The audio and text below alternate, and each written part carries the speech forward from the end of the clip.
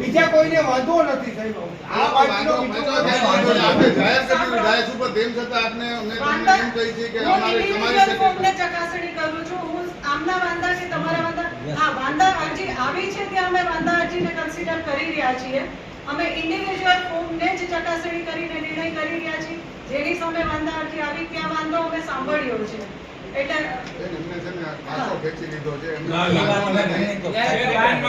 તમારી માર્ગદર્શકોને કેમ ઓકે બેરું એનો વિડિયો રેકોર્ડિંગ છે વેબસાઈટ ઉપર ઓર્ડર થઈ ગયો હાલો આપણે મંગાવી છે ને વેબસાઈટ ઉપર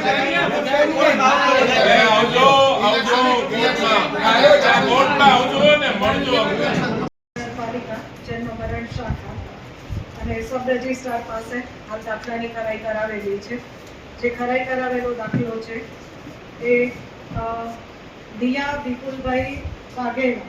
એટલે આમાં 3 સંતાન માટે જે 3 નામ આપ્યા હતા ભક્તિબેન, ઝીલ અને દિયા.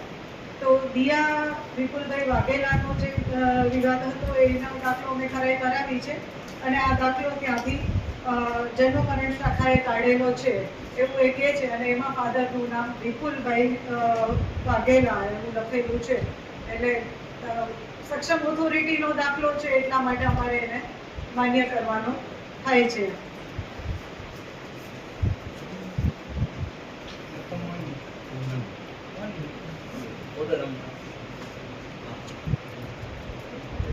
એટલે હવે બીજા કોઈને વાંધો નથી સાહેબ.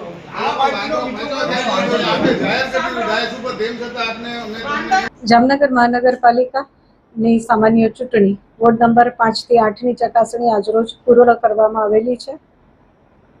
તારીખ 11 સુધીમાં ફોર્મ ભરવાની છેલ્લી તારીખ સુધીમાં અમોને કુલ 77 ફોર્મ મળેલા છે.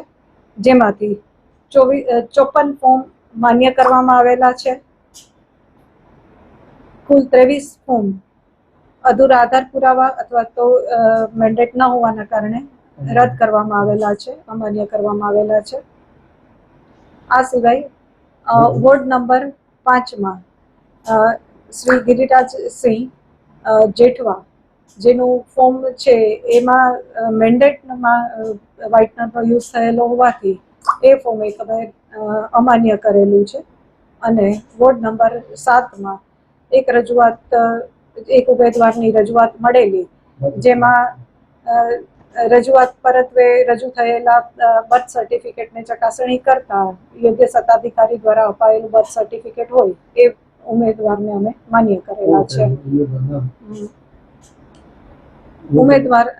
ઉમેદવાર વોર્ડ નંબર 7ના શીતલબેન અજયભાઈ વાઘેલા જી એમનું ફોર્મ માન્ય રહેલું છે.